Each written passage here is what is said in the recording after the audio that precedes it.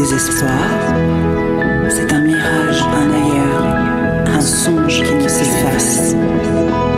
Il s'échappe sur les sentiers des pas perdus, la rivière des indoptés, sur les chemins de Quichotte. C'est une rencontre avec un grand voyageur, pas seulement du monde. On va parler des kilomètres que vous avez parcourus, Michel, tout au long de votre vie.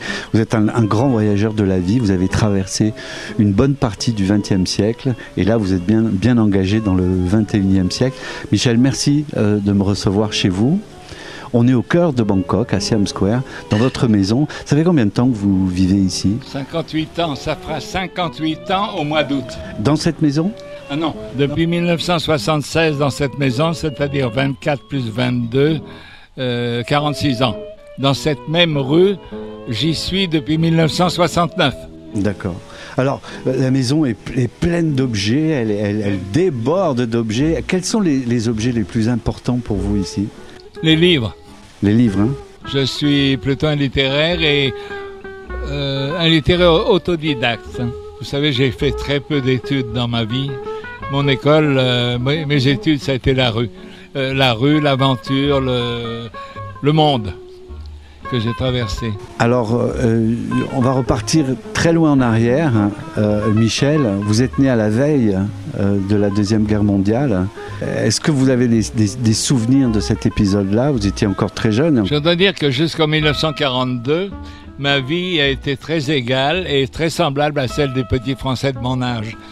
Parce que mes parents, probablement par humanité, par compassion, ne m'avaient jamais dit que j'étais juif, qu'ils étaient juifs et qu'il se passait des choses et que le monde allait mal. Ils m'ont absolument rien dit. C'est-à-dire jusqu'à la grande rafle du Veldiv, 16 et 17 juillet 1942, je ne savais rien. Je ne savais même pas que j'étais juif. On m'aurait demandé, juif, qu'est-ce que c'est ? J'aurais dit, je ne sais pas, j'ai aucune idée. Et pourquoi, selon vous ? Pour me préserver. C'est-à-dire que déjà avant tout ce qui a commencé à émerger, cette affaire, eux-mêmes, tout au long de leur vie, ils savaient qu'ils étaient en danger. Mon père est arrivé, mes grands-parents paternels, du côté de ma mère, tout le monde est mort, je n'ai jamais rencontré. Mais mes grands-parents paternels, que j'ai bien connus, avaient quitté la Pologne sous régime tsariste. C'est pas un régime très favorable pour les Juifs. Mon grand-père était coiffeur, comme dans Le Dictateur de Chaplin. Et je crois qu'il a eu un petit salon de coiffure par la suite en Allemagne, à Dresde ou à Chemnitz. Alors ils se sont installés en Allemagne, qui par rapport à la Pologne tsariste était le pays de la liberté à l'époque. Je crois que ça s'est fait en 1912, d'après ce que j'ai pu reconstituer. Et mon père a donc passé 20 ans en Allemagne, de 1912 à 1932. C'était un intellectuel, je pense qu'il s'est épanoui en Allemagne. Quand les nuages se sont amassés, les nuages politiques, les nazis sont devenus de plus en plus virulents. D'après moi, malheureusement, c'est Staline qui a beaucoup encouragé les nazis, contrairement à ce que l'on sait ou qu'on ne sait pas, plutôt. D'après ce que j'ai appris et ce que j'ai lu, les communistes allemands, qui étaient très actifs à l'époque, au début des années 30, ont demandé à Staline quel devait être leur ennemi principal. Staline leur a répondu les sociodémocrates, ce qui était une abomination. Ça aurait dû être les nazis, évidemment. Mais ce que Staline ne voulait surtout pas, c'était d'un socialisme démocratique, d'une Allemagne démocratique. Quand on sait ce qu'a été le stalinisme, on comprend. Bon. Et alors, mon père et mes grands-parents ont préféré quitter l'Allemagne pré-nazie parce que les nuages étaient de plus en plus... En 1932. Voilà. Même mon père, à un moment, a dû prendre le maquis dans le Herz, massif du Herz, où il y avait des idéalistes comme lui qui se regroupaient pour essayer de lutter contre le nazisme montant. Alors, voici votre père, sa famille, qui se retrouve en France à partir de 1932. C'est ça. Légalement, ils arrivent réfugiés légalement. La France les a très bien accueillis, puisque... Ce sont des citoyens allemands quand ils arrivent. Oui, quand ils arrivent, et c'est horrible, parce que quand on sait ce que l'Allemagne est devenue à l'époque, il y a d'ailleurs eu... les citoyens allemands, même juifs réfugiés en France, étaient surveillés parce qu'ils étaient allemands. Et est-ce qu'en France, il y avait eu l'émergence d'un sentiment de préjugés à cette époque-là, où on était encore Moi, je ne les ai tranquille. jamais rencontrés. Ouais. Personne ne m'a jamais traité de sale juif. Je m'en serais souvenu quand même. Un gosse se souvient. Même si je n'avais pas su ce que voulait dire sale juif, j'aurais demandé ce que ça voulait dire. Je me souviens quand même que l'institutrice était d'une gentillesse avec moi, et je crois qu'il y avait une raison pour ça. Et cette raison, c'était le port de l'étoile jaune, de l'étoile d'infamie. Elle a été décrétée en mai 1942. L'école s'arrêtait 2 ou 3 jours avant le 14 juillet à l'époque. Donc, je l'ai portée. Mais je ne m'en souviens même pas parce que personne m'a insulté et personne m'a demandé quoi que ce soit. Qu'est-ce qui s'est passé dans la tête d'un gamin qui tout d'un coup se rend compte qu'il se passe quelque chose de terrible? C'était comme un choc violent, j'ai pas compris. Le 17 juillet 1942, j'assiste à l'arrestation de ma mère. Je devais être emmené. Les 2 policiers en uniforme qui sont venus devaient arrêter le père, la mère, le fils, la famille, quoi. Et puis... j'ai été sauvé par 4 personnes, une sorte de miracle. Je ne crois en rien. La seule chose dans laquelle je crois, c'est au destin. Bizarrement, c'est irrationnel, mais je pense que chaque être humain a un destin et qu'il doit vivre son destin. Pourquoi? Moi qui ne crois en rien, j'ai eu 3 familles, 3 religions, plus un orphelinat communiste et un orphelinat orthodoxe juif, le dernier. Bon, c'est vous dire... À 17 ans, je ne croyais plus en rien finalement. J'avais le cerveau barbouillé par tout ça. Vous avez vu, Michel, vos parents partir? Pas mon père, ma mère. Mon père était recherché par la police parce qu'il avait refusé de se rendre à une convocation de la préfecture de police. De plus, il était déjà dans la résistance. Son réseau s'appelait... j'ai pas mal de pièces sur mon père. Son réseau s'appelait Front National. Rien à voir, évidemment, avec celui d'aujourd'hui. Non. Mais c'est un caprice du destin, j'appellerais ça.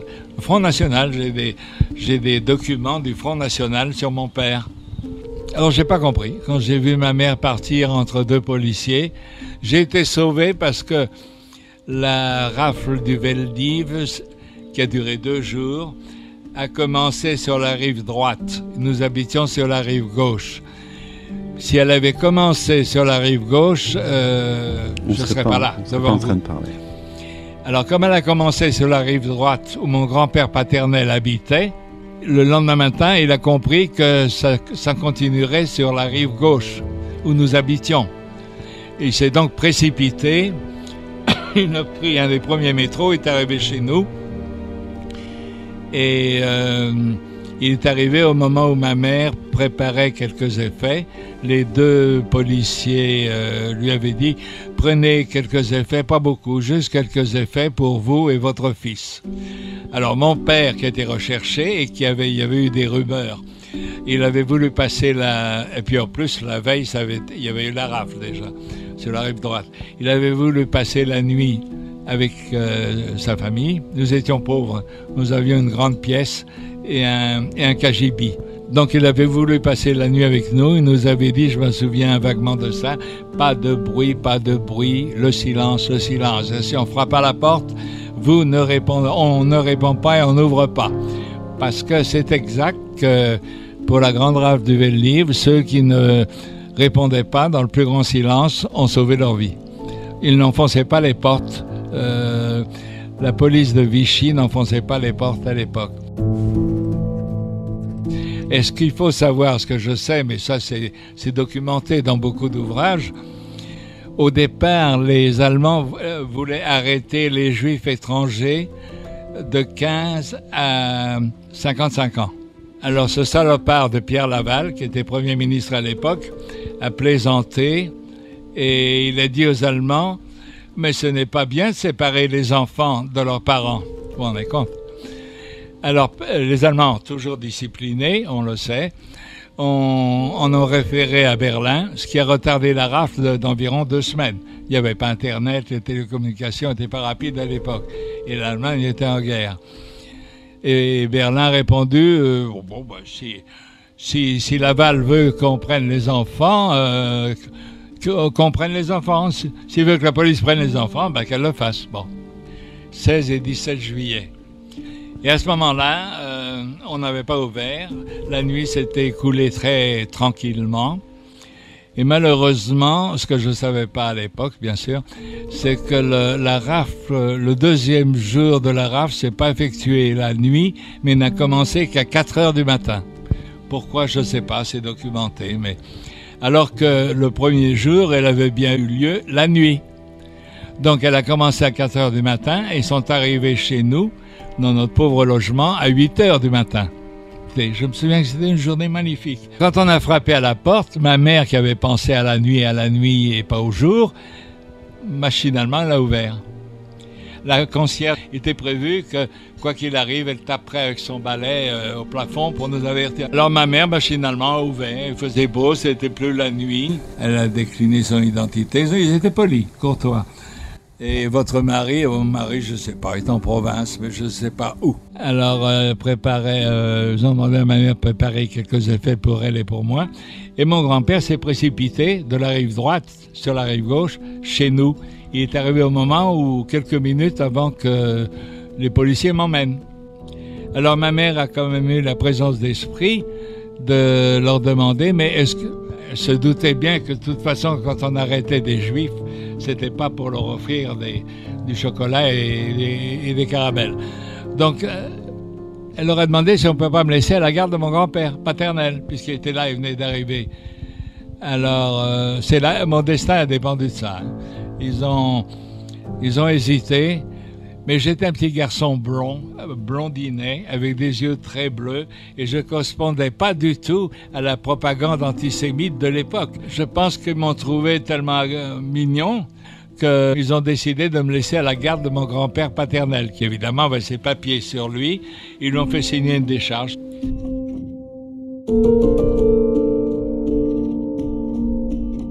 Michel, vous voyez votre mère partir, votre père, il est caché. Mais j'ai rien compris, j'ai pensé que je la reverrais quelques jours plus tard. Est-ce que vous pensez que vos parents savaient où on les emmenait? Non. Dans un camp, oui, mais à la déportation, non. Le secret était très bien gardé. Non, personne ne savait à ce moment-là? Peut-être que Pierre Laval le savait, le maréchal Pétain peut-être, mais même eux, c'était pas sûr. On emmenait les Juifs en déportation et la rumeur voulait en France que c'était pour les faire travailler sur les terres conquises à l'URSS, à la Russie, et que c'était pour les faire travailler pour la plus grande gloire du Troisième Reich allemand. Votre maman s'en va, votre papa il est encore là. À quel moment votre père est parti aussi? Alors là, je n'étais pas présent. Son réseau a été démantelé. Vous trouverez dans votre bouquin quelques détails sur ça. Et ils sont remontés jusqu'à mon père. Le travail de mon père dans la résistance était très dangereux. Comme son allemand était parfait, il avait vécu 20 ans en Allemagne. De plus, c'était un intellectuel. Il était chargé de disséminer des tracts et de prendre contact avec les Allemands stationnés dans les forts de la région parisienne, tout autour de Paris. Pour montrer que tout allait mal, que tout allait de plus en plus mal, que ça irait de plus en plus... Enfin, de démoraliser les troupes allemandes. C'est un travail très dangereux, d'ailleurs. Votre mère est partie à ce moment-là, votre père plus tard. À quel moment vous avez compris? Alors, mon père était... il sortait le KGB, il était tout blanc. Je me souviens, il ne pouvait plus parler. Parce qu'on ne savait pas, mais on se doutait que c'était pas bon. Il était catastrophé. Je suis reparti avec mon grand-père, chez lui, rue Richer. Ma tante Jenny avait passé quelques jours de vacances dans un petit pavillon au fond d'un jardin à Malabry, au Petit Malabry. Ma mère a eu l'idée de me confier à ces braves gens, mais ils m'ont très bien traité. Ils avaient un jardin magnifique, en pente douce, sur un vallon. Ben, je crois que j'ai été baptisé chez eux. Selon la tradition Avec chrétienne? Non, j'avais 8 ans. On est baptisé 8 jours après la naissance quand on est chrétien. Tout devait être faux. Parce qu'en général, on ne baptise pas les gosses à près de 8 ans. Je me souviens d'un brave curé sympathique qui savait que j'étais juif et qui risquait sa vie en me baptisant. Le moment où vous avez compris que vous ne reverriez plus vos parents? 45. Il a fallu attendre quand même pas mal de temps. Pendant tout ce temps, j'ai espéré. On ne connaissait pas, on ne savait pas la vérité. On ne savait pas que les camps d'extermination existaient. Très peu de gens le savaient. Les Alliés l'avaient appris, mais les gens ordinaires ne le savaient pas. J'étais en Suisse. À partir de septembre-octobre, j'ai passé 3 mois à Genève, dans des camps pour réfugiés. Dans un camp, on dormait dans un lit, et dans un autre, on dormait sur la paille. Le passage de la frontière suisse a été traumatisant pour moi. Je me souviens d'un voyage en autocar où on m'avait recommandé de ne parler à personne. On a passé 2 ou 3 heures d'attente. On a marché dans les champs jusqu'à la maison d'un paysan, d'un fermier, qui est évidemment dans le coup. Et on a attendu 2 ou 3 heures que la nuit soit bien noire et bien tombée. Et puis le passeur nous a amenés aux barbelés, des barbelés impressionnants. Entre 2 rondes, il est arrivé avec ses 7 petits marmots et il a cisaillé suffisamment les barbelés en haut pour pouvoir prendre les petits qui pesaient pas lourd et les déposer de l'autre côté. Alors j'ai été le premier. Mais malheureusement, au moment où je suis tombé sur le sol suisse, j'ai vu des projecteurs en face à 200 mètres environ. Et je me suis mis à hurler, parce que j'ai vu arriver des soldats allemands. Je croyais que c'était des soldats allemands. Alors j'ai eu une telle peur, je me suis mis à hurler. Ils m'ont fait chut. Bon, ils sont arrivés jusqu'à moi, ils m'ont emmené à leur baraquement, ils m'ont donné du chocolat suisse, c'était merveilleux pour moi à l'époque. Et les autres n'ont pu passer que le lendemain. Parce que le passeur, voyant, s'est dit la ronde va arriver, il a vite ramené son petit monde dans la ferme du paysan. Et ils sont passés le lendemain, je sais parce que j'en ai revu après.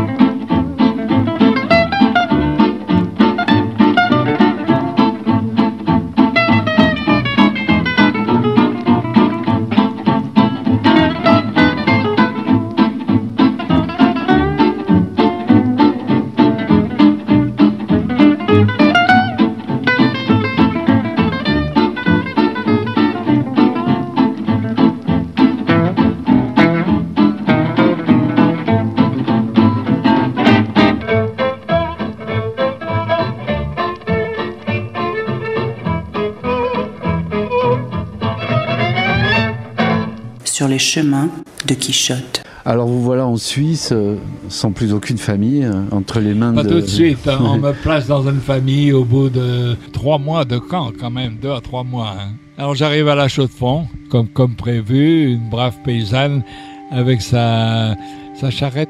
Alors on a fait encore, je sais pas, une vingtaine de kilomètres dans ce froid glacial pour arriver à la ferme. Vous voilà en Suisse, est-ce que vous reviendrez en France après? Je ne savais pas à l'époque. La guerre continuait, janvier 44.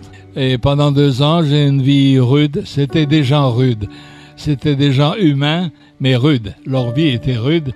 Et j'ai fait la fenaison comme un adulte avec eux, la moisson. J'ai gardé les vaches. La vie du petit paysan de l'époque. Hein. Mais c'était des braves gens. Vous étiez dans une famille? Une famille d'accueil. Okay. Une famille protestante. Huguenin, il s'appelait. Je me souviens, j'allais à l'école du village. Tous les jours, il y avait une carte avec des épingles de couleur sur l'avance des Alliés, le front, le front en Occident, tout le monde se passionnait pour ça. Quel est le regard que vous avez sur cet épisode aujourd'hui? Est-ce que vous pensez qu'on vit dans un monde qui est encore menaçant? Moi, je pense que nous vivons dans un monde qui n'a pas changé pratiquement depuis l'époque historique et que 2000 ans n'ont pas rendu l'homme meilleur, comme le disait christianisme naissant. Et je suis pessimiste. Pour moi, la nature humaine ne changera jamais. Et moi, je souhaite la disparition de la nature humaine pure et simple. C'est tout. Au bénéfice de toutes les autres espèces animales. C'est les nazis qui vous ont mis ce sentiment dans votre cœur? C'est d'avoir vu vos parents partir comme ça? La vie en général, le choc des nazis. Heureusement, il a été atténué par le fait que je n'ai réalisé qu'en 1945, quand les premiers rares survivants des camps, c'était les derniers emprisonnés finalement, sont arrivés en France à l'hôtel Lutetia et avec la Croix-Rouge et tout. J'ai compris que je les reverrai jamais. Là, j'ai compris réellement. Là, j'ai compris que c'était fini.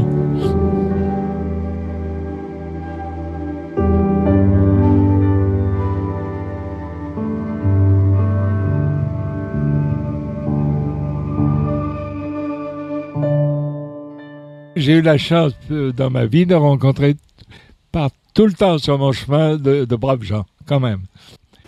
Michel, vous avez pris la route carrément, vous êtes arrivé par la route, vous avez pris la route, vous avez traversé tout le Moyen-Orient pour arriver au Laos à l'époque. C'est le dégoût à l'époque, mais le dégoût je n'ai pas réalisé, il m'a fallu des années.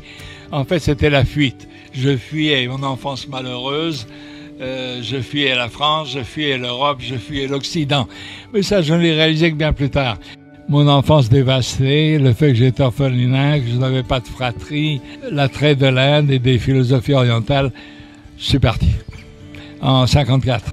Nous étions 3 à l'époque, 3 jeunes aventuriers. Et puis, on a eu l'idée, un des 3 et moi, d'aller trouver le grand journal le plus répandu, journal de masse, à Istanbul, qui s'appelait Hürriyet. Il existe toujours. Au débarcadère de bateaux qui allaient dans des îles très populaires pour les habitants d'Istanbul, j'ai vendu le Hürriyet, le journal en question.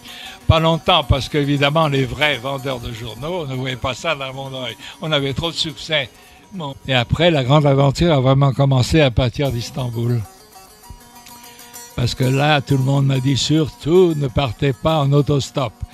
Je crois on avait pris le train jusqu'à Ankara. Après Ankara, après être resté quelques jours, j'ai rencontré des Turcs sympathiques aussi à Ankara, j'ai pris l'autocar pour Erzurum, l'Arménie turque. Alors je suis arrivé en Iran, il faisait très froid, à Tabriz. En Iran. Dans le nord de l'Iran. C'était l'hiver. J'ai logé en partie chez l'habitant et il faisait froid. Et je n'ai jamais aimé le froid, mais je crois que c'est à partir de ce moment-là que j'ai pris conscience du fait que plus jamais je ne voulais vivre dans un pays où il y a un véritable hiver. J'ai réalisé que plus jamais. Alors j'ai continué mon voyage, j'ai publié un reportage dans un journal francophone iranien à l'époque, le journal de Téhéran, qui a disparu quand les mollahs ont pris le pouvoir, évidemment. Alors en Iran, je me suis retrouvé à un moment pratiquement sans argent. Alors le reportage, ça m'a pas rapporté grand-chose. Et un ami iranien, les Iraniens étaient très francophones à l'époque, avant la prise de pouvoir par les mollahs. À l'époque du régime du Shah-in-Shah, l'empereur d'Iran, la société était très francophone. Et alors, un Iranien m'a dit, vous devriez aller voir Shaban Bimov. Shaban Bimov, qui c'est? Qui est-ce? C'est le plus grand truand de la cour des miracles de Téhéran. Alors, j'ai mangé avec lui, j'ai déjeuné pendant au moins 2 semaines avec lui, à côté de lui. De temps en temps, il me regardait et il riait. Alors tout le monde me regardait et tout le monde riait. Je ne sais plus où, mais qu'est-ce qu'il leur dit? Et puis un beau jour, au bout de 2 semaines, Shaban Bimov m'a dit « Allez, on va à la préfecture de police. » Alors il me prend par la main Il m'amène, alors tout le monde s'inclinait bien bas en voyant passer Chaban Bimoff et moi qui tenais par la main, alors j'étais protégé indirectement. On est allé, il m'a amené à un bureau, il dit fais-lui une prolongation. On m'a fait une prolongation de 15 jours ou un mois, mais tout tremblant, hein, parce que les gens avaient peur de lui. Il était tout puissant, il avait remis le chat sur son trône. Alors pourquoi il vous avait donné sa sympathie comme ça? Pourquoi il vous aimait bien, vous? Je sais pas.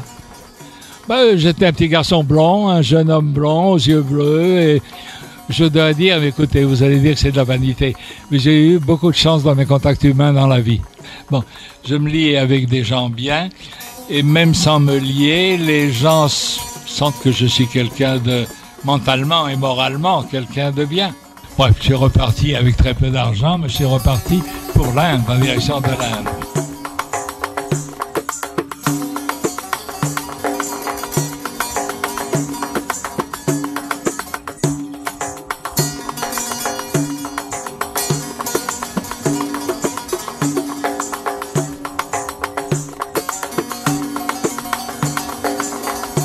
D'abord, j'ai traversé l'Afghanistan. Et puis là, alors un voyage épique, une espèce de camion autocar. Il n'y avait que des Afghans, bien sûr. Tous portaient leur fusil, parce que les Afghans portent toujours, à l'époque, portaient tous un fusil, des montagnards. Et puis il y avait aussi des poules par terre. Il y avait, bref, c'était très familial et pittoresque. Et ces montagnards farouches partageaient leurs galettes afghanes avec moi. Et alors ils me disaient, c'est comme ça chez vous en France, quand ils me donnaient leurs galettes. Et non, c'est différent. Je ne pouvais pas expliquer réellement. Ces braves gens farouches étaient charmants. Ils m'auraient rencontré tout seul dans le désert, ils m'auraient retourné, ils m'auraient pas demandé si j'étais d'accord ou pas, probablement. Mais là, dans cet autocar, tout le monde était charmant. Des montagnards, hein. J'ai fait la traversée en autocar depuis Meshet, qui est la dernière ville iranienne avant la frontière de l'Afghanistan. Et je me souviens, j'ai pas pu arriver en autocar jusqu'à la frontière pakistanaise, parce que l'état d'urgence était déclaré pratiquement des deux côtés. L'Afghanistan revendiquait la zone frontière du côté pakistanais, qui était peuplée de Pashtus, des montagnards, justement comme ceux que j'avais rencontrés. Ils revendiquaient cette zone pour l'annexer à l'Afghanistan. Et naturellement, le Pakistan n'était pas d'accord. Il y avait eu des escarmouches et la région était pratiquement interdite en dehors des habitants. La descente de l'Afghanistan sur la première ville pakistanaise, Peshawar, c'était stupéfiant. Je me souviens que la première nuit, je l'ai passé à Peshawar dans une vieille mission catholique tenue par des pères. Je crois qu'il y avait un père français, oui. C'était assez sommaire, c'était très colonial, cette atmosphère qui régnait dans le Pakistan de l'époque. Vous étiez toujours en chemin vers l'Inde? Toujours. Toujours. Et c'était la première marche vers l'Inde, le Pakistan.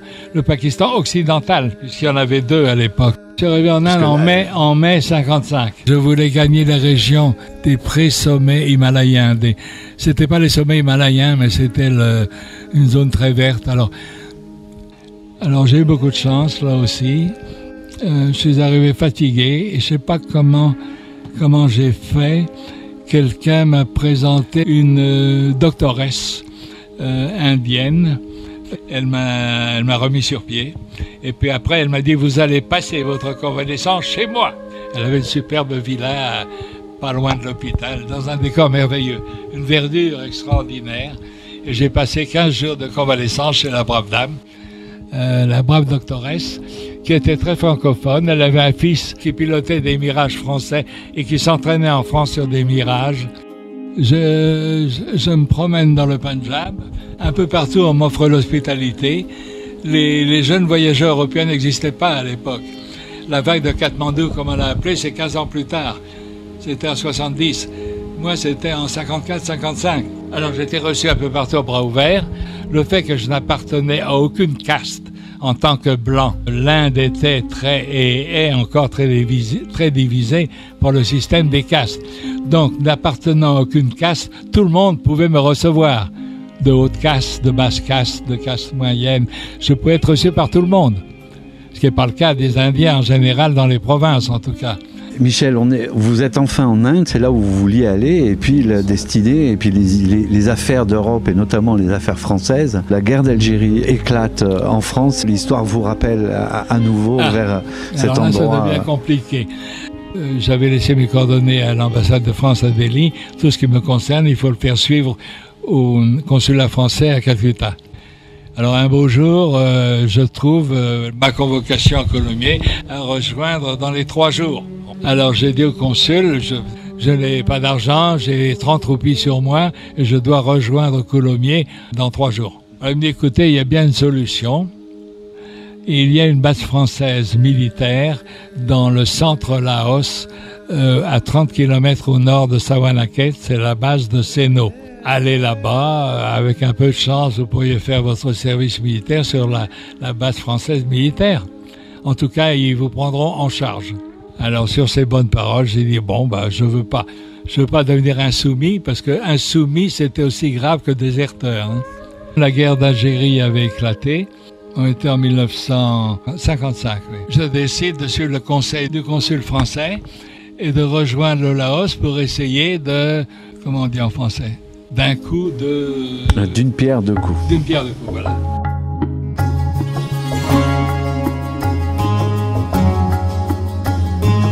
Sur les chemins de Quichotte.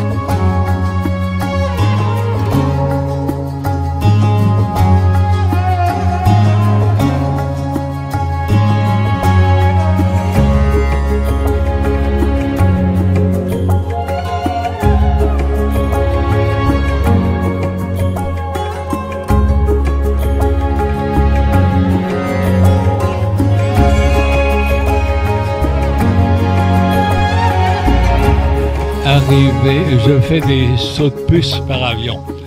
J'étais à Calcutta. Il n'était pas question de traverser la Birmanie qui était plus ou moins en insurrection depuis l'indépendance. Seulement la moitié des habitants de la Birmanie sont birmans. Les autres sont des membres des tribus, Karen et autres. Donc je me débrouille. J'obtiens un tarif préférentiel, mes articles, voyageurs, enfin bref. Calcutta à Kiab. Après, je fais un autre saut de puce pour une ville qui a changé de nom. Puis un 3e saut de puce pour arriver à Rangoon. Je passe 3-4 jours à Rangoon. J'ai trouvé la ville très riche, très cosmopolite, beaucoup d'Indiens, beaucoup de Chinois, en plus des Birmans. Bon. Je suis donc à la Vientiane par le train jusqu'à Udon. Et là, j'ai pris l'autocar. Le train n'allait pas jusqu'à la frontière à l'époque. Et après, j'ai pris l'autobus, l'autocar. J'ai traversé en bac, évidemment. Et puis après, j'ai repris un autre autocar pour les 30 km, 25 à 30 km jusqu'à Vientiane. Là, j'ai eu la chance d'être logé par un jeune carteron de nationalité française, un beau garçon. On était dans les bras de l'un de l'autre toute la nuit. C'était la première nuit au Laos. C'était très agréable. Je suis allé directement à l'ambassade de France. On m'a dit, bon, écoutez, vous avez bien fait. On va se mettre en rapport avec Paris et on vous tient au courant. Et là, il y avait ce jeune carteron qui travaillait à l'ambassade de France et qui me regardait. Et moi, je le regardais. On s'est tout de suite compris. L'attaché militaire lui avait proposé que je fasse mon service militaire au Laos, sur la base militaire française.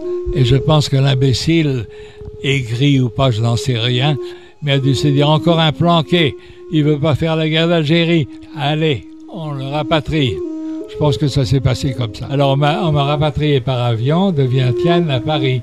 Mais on se croirait dans La Vache et le prisonnier. Vous vous souvenez de ce film? C'est ça, c'est un peu ça, je connais bien La Vache et le prisonnier. Alors j'ai accepté la mort dans l'âme, on m'a rapatrié. Je suis incorporé à Coulommiers dans une unité qui avait encore le mot colonial. Alors je fais mes classes l'hiver, c'était dur, c'était très très dur. Je correspondais avec mon ami laotien, des lettres, vous devinez, oui. Le genre. Bon, j'étais très malheureux finalement. Mais je suis plutôt résistant par mon caractère. Vous savez, je sais depuis longtemps que les épreuves, ou elles renforcent quelqu'un, ou elles le détruisent. C'est soit l'un, soit l'autre. Dans mon cas, les épreuves ont toujours renforcé et pas détruit. Alors finalement, je change d'unité, je fais les grandes manœuvres à Mourmelon, comme Apollinaire.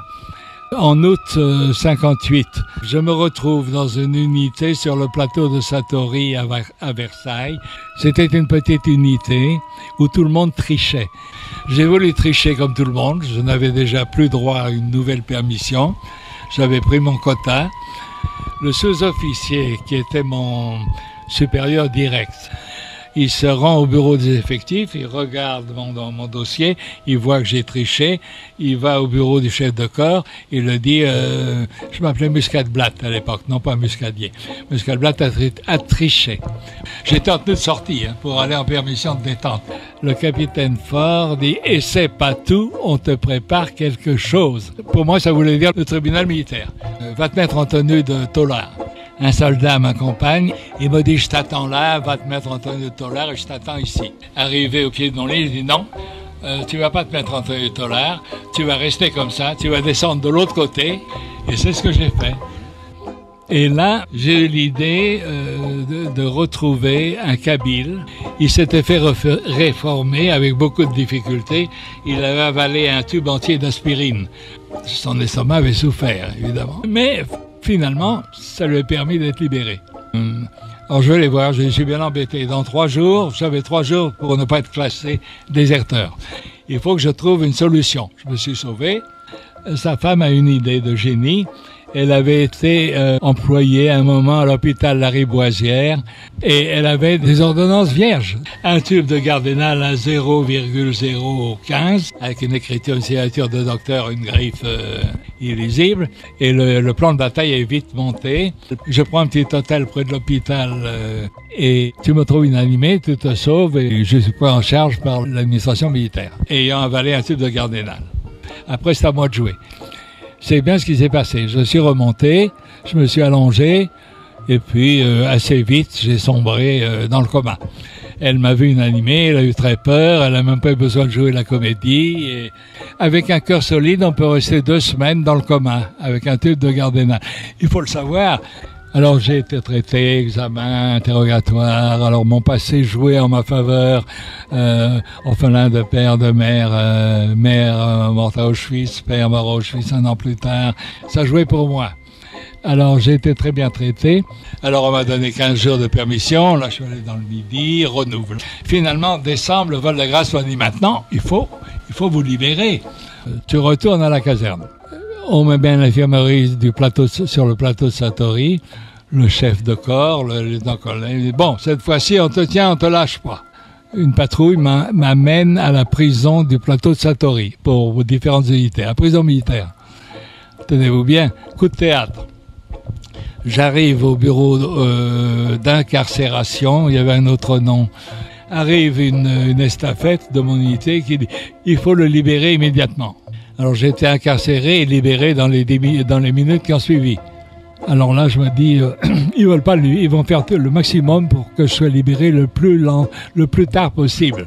Alors qu'est-ce que je fais? Je me sauve à nouveau sur la route de Versailles, je reprends la route de Paris, je me retrouve au Val-de-Grâce. Je leur raconte ce qui s'est passé, ils me disent, bon, alors on te met à la réforme. Mais ce que je vous ai pas dit, c'est qu'entre-temps, avant le 15 août 1958, j'avais réussi à obtenir mon retour aux frais de l'État au Laos. Et quand j'avais quitté le Laos en 56, je me souviens que l'attaché militaire, qui était aussi un brave type, m'avait dit « Je vous donne copie de tous les documents qui vous concernent, ça pourra vous servir un jour si vous voulez revenir. »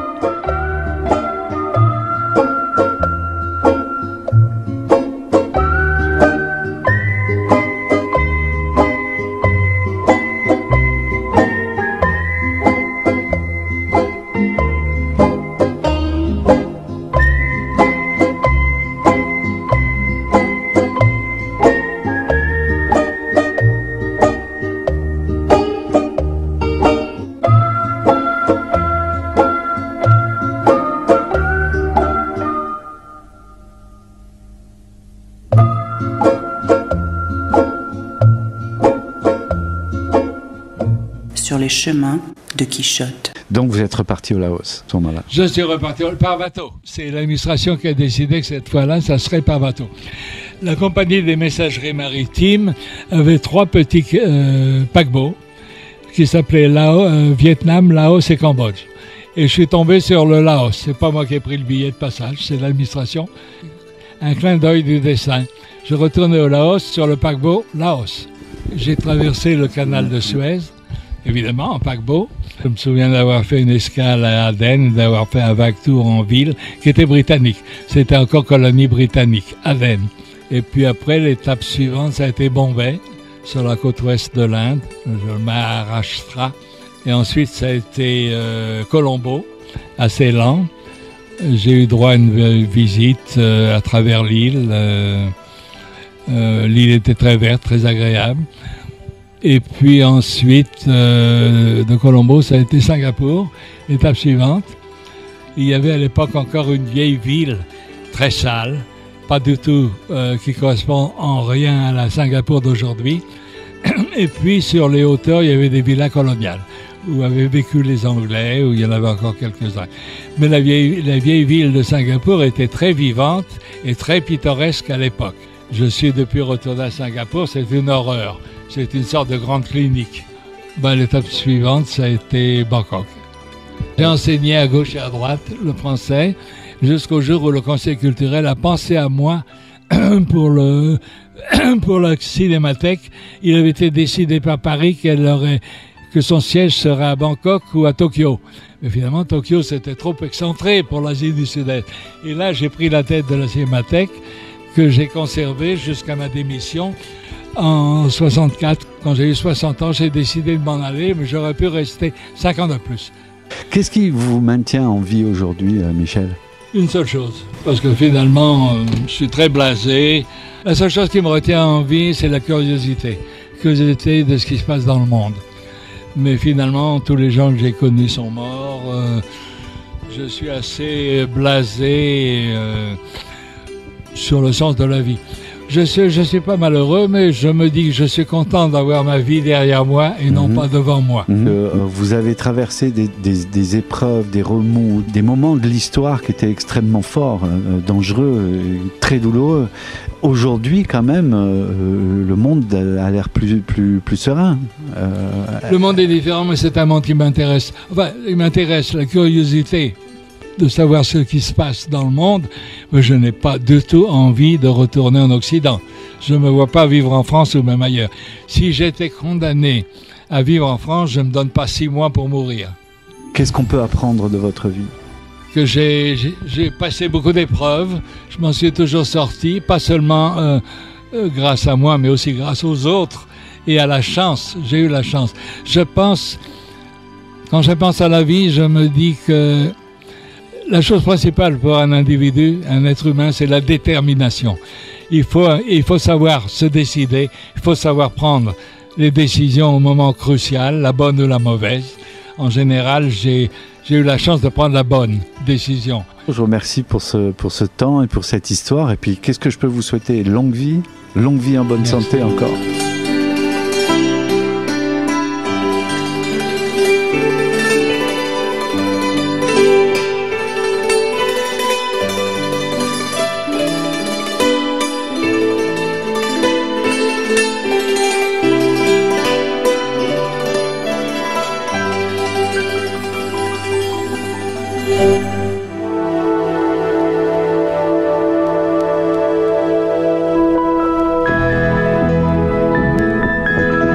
Sur les chemins de Quichotte.